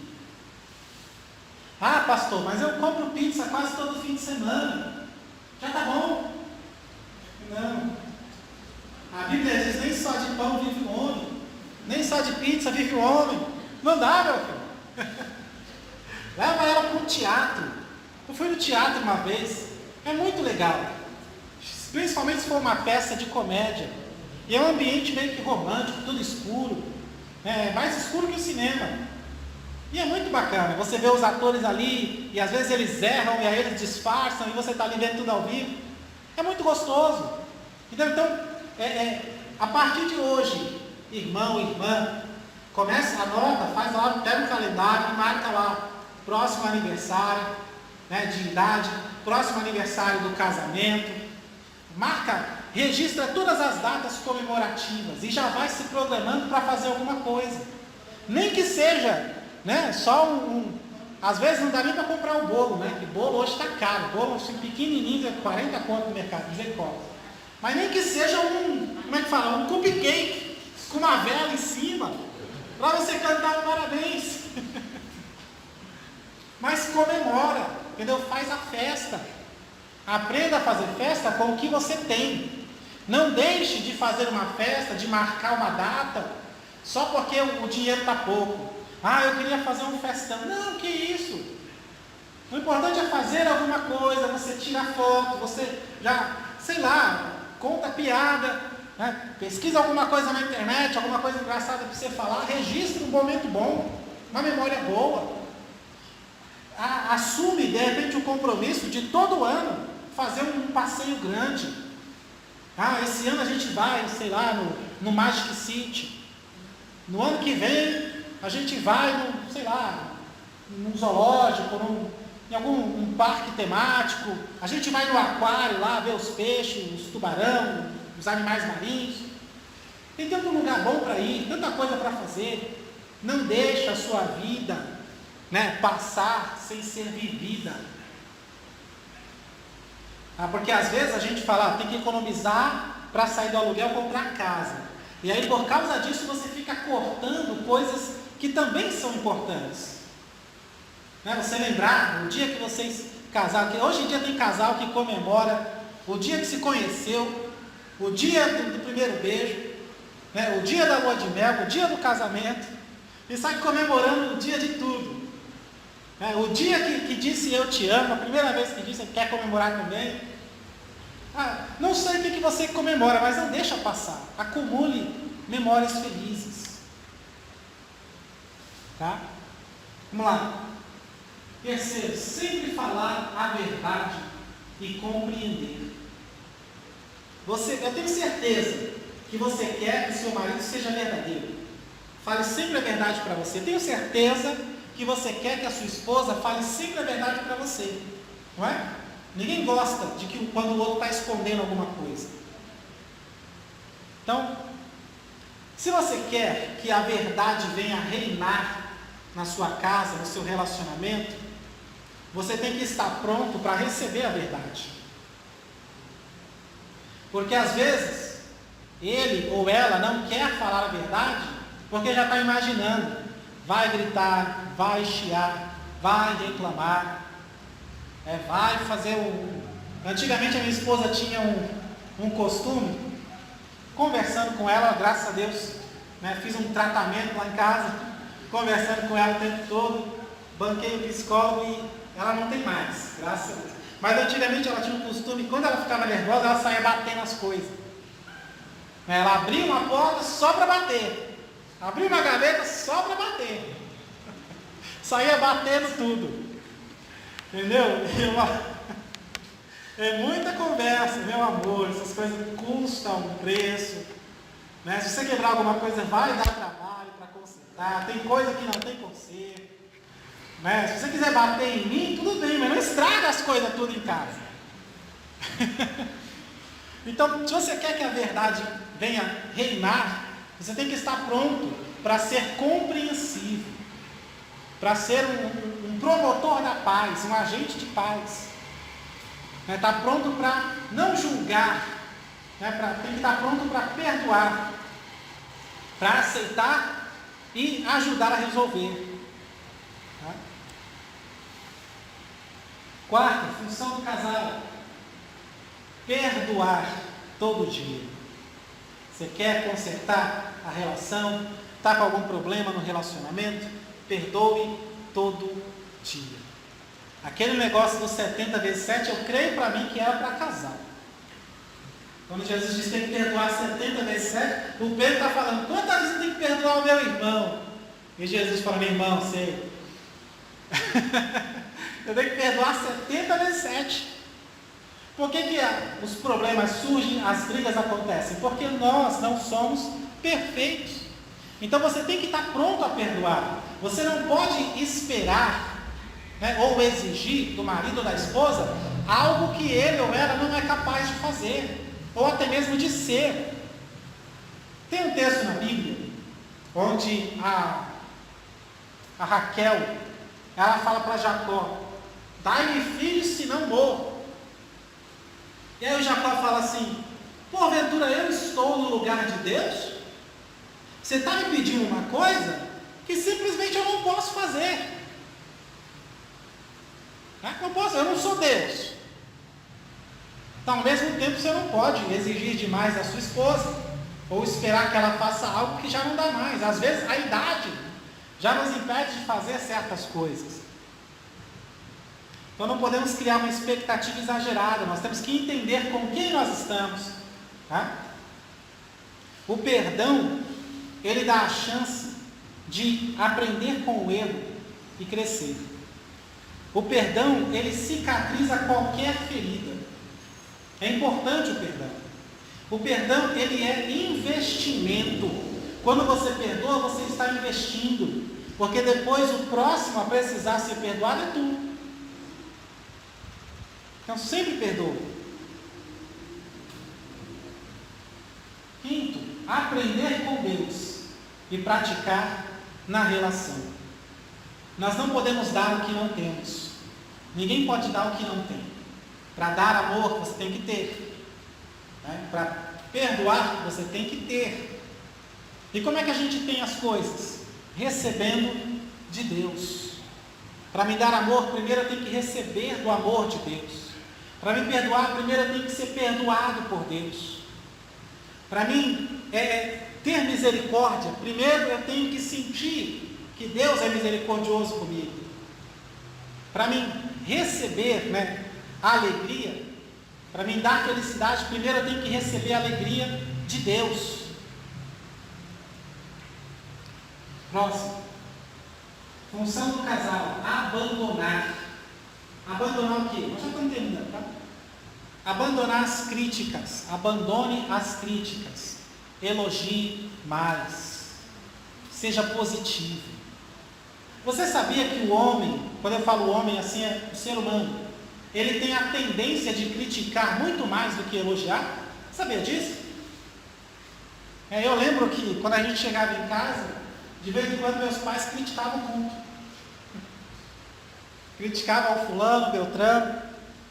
E isso é normal do ser humano. Ele tem essa tendência por causa da sua natureza caída. Então você tem que treinar. Se você quer ser uma pessoa positiva, você tem que treinar. Você sabia que um dos tratamentos que o coach, o psicólogo, entre outros profissionais, passam para algumas pessoas, a pessoa vai lá se consultar: o que eu faço? Aí ele dá um tratamento seguinte: olha, ache todo dia 3 motivos para agradecer. Dependendo do caso, ele fala: eu quero que você faça uma lista aqui com 150 motivos pelo que você é grato.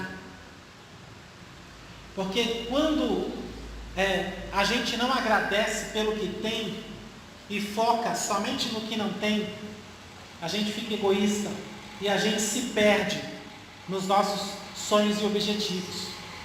Então você tem que agradecer todo dia, mesmo que seja um motivo pequeno. Hoje tinha mistura no almoço, eu agradeço por isso, sou grato por isso. Hoje a minha esposa passou a minha roupa, sou grato por isso. Então você tem que achar motivos para agradecer. Isso é um treinamento para você se tornar uma pessoa mais positiva, que vê sempre o lado positivo. Temos que abandonar também o mau humor. Sorria. Sorria. Abandone o mau humor. Porque você está num relacionamento a dois. Ninguém consegue ficar perto de uma pessoa mal-humorada. O mau humor, ele marca a gente. Se tem um cidadão mal-humorado, eu encontro alguém mal-humorado, ele me marca. E toda vez que eu penso nele, eu já penso negativo. Porque ele, com o seu mau humor, me marcou. E se eu ver ele de longe, eu falei: eu acho que eu não vou nem cumprimentar. Você está entendendo o que o mau humor faz? Então, abandone o mau humor. Tá? Porque isso pode ir separando vocês aos poucos. Abandone a comparação. Abandone a comparação. Você já viu quando, de repente, sei lá, uma irmã dá um testemunho: eu fiz isso, fiz aquilo outro, e o seu marido fica assim e fala: tá vendo? Tá vendo? Ou então passa um homem musculoso e o seu marido magrelo. Aí você fala: por que você não é assim? Abandone as comparações, não compare. Tá vendo? O marido da fulana tem um trabalho bom, ganha bem. Mas mulher, eu estou fazendo o que eu gosto de fazer. Não, mas não está ganhando bem o suficiente. A fulana, você tinha que ser igual ao ciclano, tinha que ser igual ao fulano. Abandone as comparações. Ser comparado com o outro, isso fere, isso machuca, ofende. Isso nos diminui e entristece. Você sabe que ninguém é melhor do que ninguém. Somos iguais perante Deus. Não compare a sua esposa com ninguém, nem para você mesmo. Você ficar no seu pensamento: puxa vida, bem que a minha esposa podia ser igual ela, igual aquela outra. Você sozinho no seu pensamento, fazendo isso, você está minando o seu casamento. Você está desconstruindo o amor que você construiu durante todo esse tempo, desde o namoro até aqui. Então não faça comparações. Abandone isso. E 7. Ser paciente. Paciente. A vida é cheia de surpresa. Não deixe nada roubar a tua paz. Tá? Trate os momentos difíceis com bom humor. Sorria, faça piada. Tá bom? Ou respire fundo. Pense com calma. Tiago 1,19, a Bíblia diz assim: olha que interessante. Todo homem, e essa expressão todo homem quer dizer o ser humano, homem e mulher, seja pronto para ouvir, paciência para ouvir, tardio para falar, paciência para falar, e quando estiver nervoso, tardio para se irar, até o momento da raiva da ira, paciência. Você já ouviu alguém dizer assim: não pede paciência para Deus, não, paciência traz tribulação. Irmão, se você não tiver paciência, você não é crente. A gente tem que ter paciência até para esperar a vinda do Senhor. Você pode e deve pedir paciência. É uma excelente ferramenta para resolver conflitos e problemas. Jó venceu pela paciência. Só consegue ser perseverante aquele que tem paciência. Paciência e perseverança não se separam. Você já ficou admirado com a perseverança de alguém? Te contaram uma história, o fulano insistiu, todo mundo desistiu, só ele continuou e hoje conseguiu. Isso já te impressionou? Impressiona a perseverança das pessoas. Mas pode ter certeza que aquela pessoa é muito paciente, tem muita paciência. Muita paciência. Romanos 5, 3 ao 5 diz que a paciência produz a esperança. Então olha a importância da paciência na vida para que você tenha esperança. Uma pessoa sem esperança está à beira da depressão. Está à beira de um colapso, de repente querer se matar, porque não tem mais esperança. E é justamente a paciência que vai gerar em nós a esperança. E a Bíblia diz, e a esperança não traz confusão, porque o amor de Deus está derramado em nossos corações. Glória a Deus. Em Apocalipse, algumas igrejas, Jesus, ele elogia a paciência. Olha só, 9. Adotar uma filosofia de vida, né? Para terminar.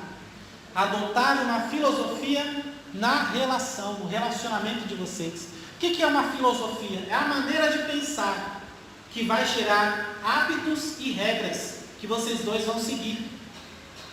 Então, só para facilitar, eu trouxe um aqui, já está pronto, né? 7 hábitos dos casais felizes. Isso é a filosofia da Valéria e do Douglas, né? Peguei lá no site deles. Então, primeiro, não dormir brigado. E isso é bíblico. A Bíblia diz, não se põe ao sol sobre a vossa ira. Ou seja, você está irado, resolve isso antes que o sol se ponha.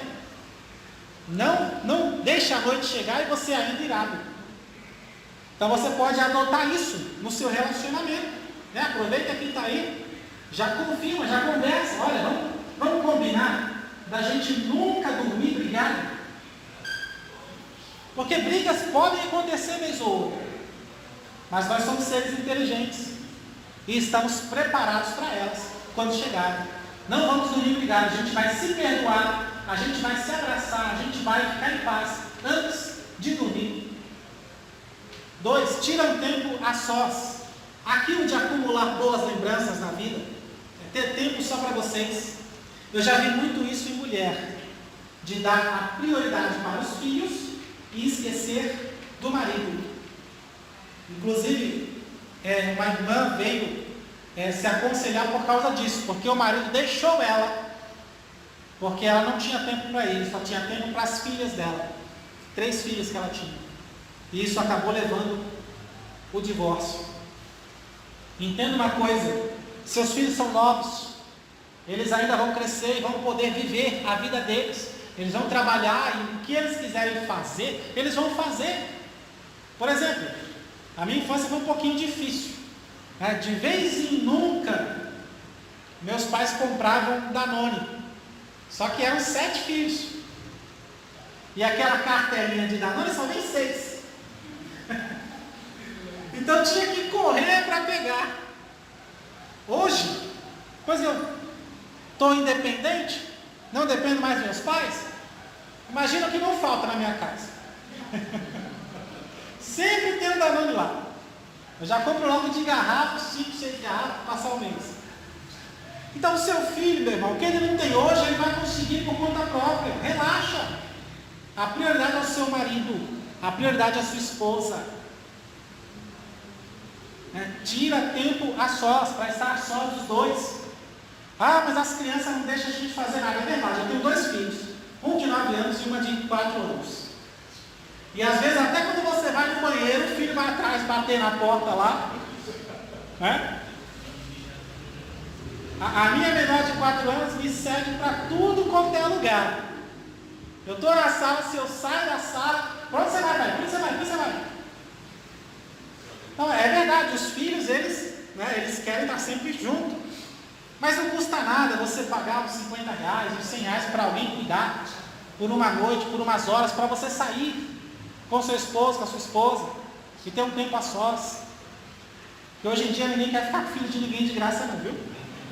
Não. Terceiro, casais felizes se desenvolvem e se cuidam individualmente. Sabe uma das coisas que estraga a relação? é o seu marido nunca mudar para melhor. Ele continua sendo sempre o mesmo. Ou a sua esposa. E ainda tem a cara de pau de falar para você assim: casou comigo assim, me conheceu assim. Agora quer que eu mude por quê? Irmão, a mudança faz parte da vida. É importante crescer, evoluir, mudar para melhor, aprender coisas novas, tomar novas atitudes, ter um comportamento melhor. Então os casais felizes se desenvolvem e se cuidam individualmente. Respeitam a família do outro. Eu sei que existem casos que não tem discussão. Por exemplo, eu tenho uma sogra que não vai com a minha cara de jeito nenhum. E eu e minha esposa já ajudamos muito, já fizemos muito, compramos vários presentes, mas nunca deu certo, de ter uma amizade. Então ela fica lá, fica aqui. Até a minha esposa reconhece, minha mãe. A gente se dá muito bem, eu estou muito bem com meu cunhado, com o irmão dela. Os dois irmãos dela são casados, a gente passeia junto, desce a praia junto, vai para algum sítio junto, junto todo mundo. Essas coisas são meio caras, Você divide, divide o gasto e é benção. Entendeu? Então respeitam a família um do outro. Nunca diga isso é por causa do seu pai. Isso daí você puxou da sua mãe. Não faça isso. Vai dar muito problema, porque tem coisas que a gente fala e que por mais que você já parou de falar, aquela voz parece que fica ecoando dentro da casa, sabe? Fazendo eco. Toda vez a outra pessoa está escutando aquilo. Cumprem uma missão juntos. Esse negócio de cada um com a sua carreira, cada um com o seu dinheiro, isso não funciona no casamento. Meu dinheiro é meu, seu dinheiro é seu. Isso não funciona. Peguei vocês, Isso não funciona. O dinheiro dos dois é dos dois. O dinheiro do marido é também da esposa. O dinheiro da esposa é também do marido. Vocês têm que fazer planejamento financeiro juntos. É um só. É duas almas em uma só carne, um só corpo. O que vocês têm que fazer é deixar tudo muito claro. O marido, quando ele quer cuidar das contas sozinho e não fala para a esposa, ele não consegue cuidar. Porque a esposa não tem noção do que está devendo, quanto está entrando de dinheiro, quanto está saindo, o que ele tem que pagar, porque ele não fala, não compartilha. Então ela gasta de olhos fechados. Ela não sabe se é melhor guardar um pouco ou não. Graças a Deus já aprendi isso. Hoje a minha esposa sabe tudo. Faço questão de que ela saiba, para quando ela for fazer alguma coisa com o dinheiro, ela vai ter consciência. E vai lembrar, ainda não pagamos isso, ainda não pagamos aquilo. Aí ela vai gastar com sabedoria. E aí eu também não me preocupo com nada. Então, compartilhar isso. Isso também, falta de comunicação. Então, cumprem uma missão juntos. Talvez vocês tenham profissões diferentes, mas tem que ter uma missão juntos. Uma missão juntos. Não deixar a profissão de um atrapalhar o sonho, o plano e a missão que vocês têm juntos. É muito normal a profissão de um atrapalhar o outro, porque vocês não têm uma missão juntos, para cumprir juntos. É aquilo do propósito do homem que a mulher vai apoiar. Visam o bem coletivo antes do individual. Quando eu era jovem, quando eu era adolescente, que eu via um amigo do meu pai falando, vamos gastar com isso? E aí um amigo do meu pai dizia, eu tenho que falar com a minha esposa primeiro. E eu era adolescente, eu olhava e falava, nossa, que mané. É controlado pela esposa. Deixa a esposa controlar ele. Mas hoje eu entendo que nós somos duas almas em um só. Então é imprescindível que eu avise, que eu converse com a minha esposa antes de eu tomar uma atitude grande, tomar uma decisão grande. Eu tenho que levar, a gente tem que sentar e tem que ver direitinho. Entendeu? Então é muito normal, eu tenho que falar com a minha esposa primeiro, ou então eu tenho que falar com o meu marido primeiro. Isso é normal e isso é benéfico. Você pensar nos dois, antes de pensar só em você. Tá? E sétimo, amam mais a Jesus do que o cônjuge. E não pode ter ciúme de Cristo. Então, o homem, ame mais a Cristo do que a sua esposa. Esposa, ame mais a Cristo do que o seu marido. Muitos casais não dão certo porque um dos dois não está nem aí para as coisas de Deus. Não ama a Deus tanto assim. Não, a gente pode faltar hoje. Ou então quer fazer as coisas sempre do jeito dele, ou do jeito dela, e nunca para pensar qual é o jeito da Bíblia, qual é o jeito de Deus de fazer tal coisa. Então nós temos que amar mais a Jesus do que o cônjuge. Porque quando os dois amam mais a Deus do que um ao outro, os dois estarão sempre dispostos a buscar a solução para qualquer coisa em Deus. Em Deus. Aleluia. E o principal, declarar o seu amor frequentemente, constantemente, né? Ou seja, continuar namorando. Quando Adão e Eva namoravam, o Adão fazia poesia para ela. Ele dizia: nossa, esta é carne da minha carne, osso dos meus ossos. Olha que coisa linda. Aí depois que casou, ele disse: a mulher que tu me deste. Né? Então tem que continuar declarando o seu amor. Né? Isso na verdade tem que ser comum e normal. Falar eu te amo. Está numa ligação, termina, um beijo, te amo. Tem que ser normal na família, a declarar o amor constantemente, tá? E é por isso que, para a gente terminar, eu quero que você declare agora.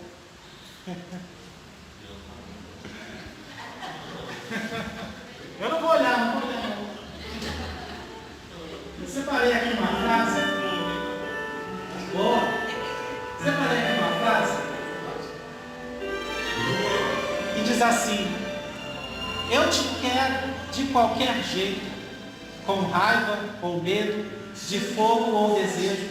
Suas virtudes e os seus defeitos, põe tudo na mala, não esquece mais. Glória a Deus. Então, por gentileza, os casais, eu gostaria que fizesse uma fila aqui, ó, na lateral. Pode? Não, acho que pode ser aqui mesmo, eles vão entrar aqui. Por gentileza, os casais, uma fila ali. E um casal de cada vez vai vir aqui na frente.